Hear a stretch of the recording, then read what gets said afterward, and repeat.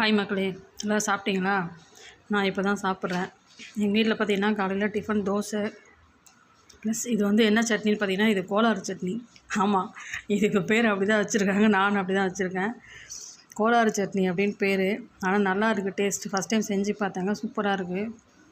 இதில் என்னென்ன போட்டிருக்கேன்னு பார்த்தீங்கன்னா, அடடா பவர் கட்டு. சரி பரவாயில்ல. என்னென்ன போட்டிருக்கேன்னு பார்த்தீங்கன்னா, ஒரு 50 வேர்க்கடலை போட்டிருக்கேன்.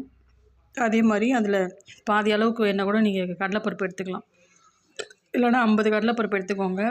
ஜீரகம் ஒரு ஸ்பூன் அளவுக்கு ஜீரகம் போட்டு வறுத்துக்கோங்க. இதையும் எல்லாத்தையுமே போட்டு வறுத்துக்கோங்க.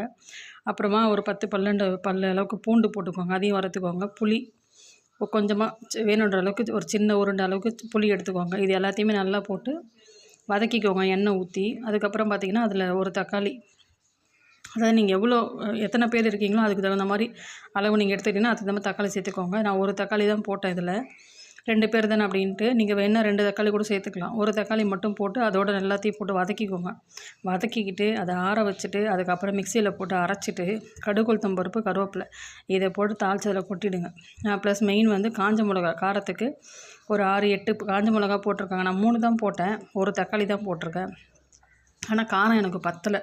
நான் போதும்னு நினச்சேன், ஆனால் காரம் கம்மியாக தான் இருக்குது. இன்னும் ஒரு 2 காஞ்ச மிளகா 5 காஞ்ச மிளகா சேர்த்துருக்கலாம் போட்டிருக்கு. அப்படி போட்டிருந்தா இன்னும் காரம் தூக்கலாக சூப்பராக இருக்குது. டேஸ்ட் நல்லாயிருக்கு, நல்லா வாசனையும் நல்லா இருக்குங்க. ஜீரகம்லாம் போட்டதால் நல்லா வாசனை சூப்பராக இருக்குது. இதுதான் ஃபஸ்ட் டைம் நான் செஞ்சுருக்கேன், நல்லாவே இருக்குது. கரண்ட் வந்துடுச்சா, சூப்பர். இதே மாதிரி நீங்களும் செஞ்சு பாருங்கள் சட்னி. அது டெய்லி என்ன தொட்டுக்க பண்ணுறது அப்படின்ட்டு யோசிச்சுட்டே இருக்கும்போது தான் இதை செய்யலாம் அப்படின்னு தோணுச்சு, அதனால் செஞ்சுருக்கேன். சூப்பராகவே இருக்குதுங்க இந்த சட்னி. சாப்பிட்டு பாருங்கள். நான் இப்போ தான் சாப்பிட்றேன். மணி என்ன பார்த்திங்கன்னா 12, லேட் ஆகிடுச்சு.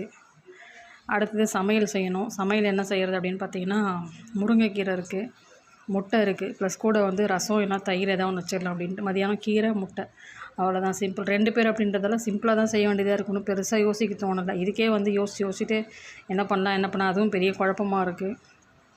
இவ்வளோ தாங்க எங்கள் வீட்டில் இன்றைக்கி டிஃபன். எல்லாம் சாப்பிட்ருப்பீங்கன்னு நினைக்கிறேன். ஆனால் இந்த சட்னி சூப்பராக இருக்குங்க. நிஜமாகவே செஞ்சு பாருங்கள், சாப்பிட்டு பாருங்கள். சூப்பராக இருக்குது. பாய், டாட்டா.